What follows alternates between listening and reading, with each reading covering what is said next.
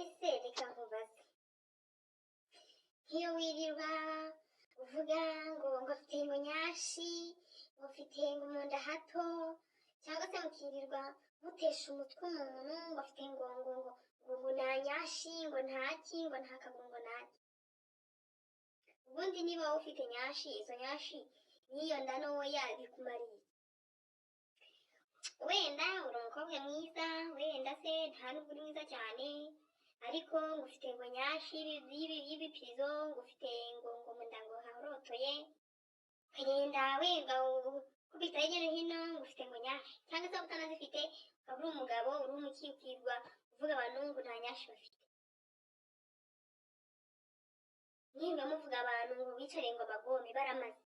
Niba baricaye amagome bicare mwebwe, bakavuga ngo abantu ngo bicare amagome baramaze. Ahisha mwirwa mubavuga mumuvuga bicare ngo gome ngo nta nyashi. Nyashi barazifite.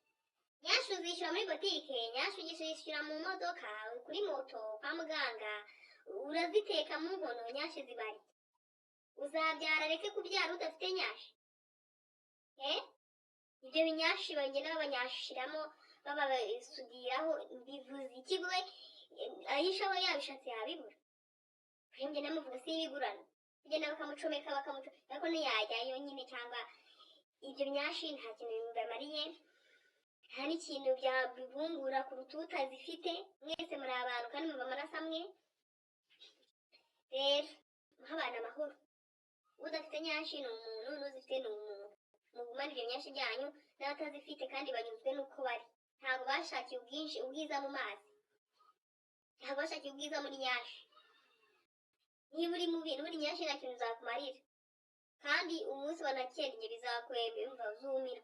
Ahisha mwana wanjye, bihorere uko umeze birakunyuze, niko Imana yakuremye. Urumva ntihazajya gushinzwe njya no kugushingarazaho ngo nta nyashi. Nyashi namonaga nyashi barazirya. Ubonye nta nyashi ze n'abantu bafite ibinyashi batabayeho nk'uko ubayeho, kuki bitabakiza?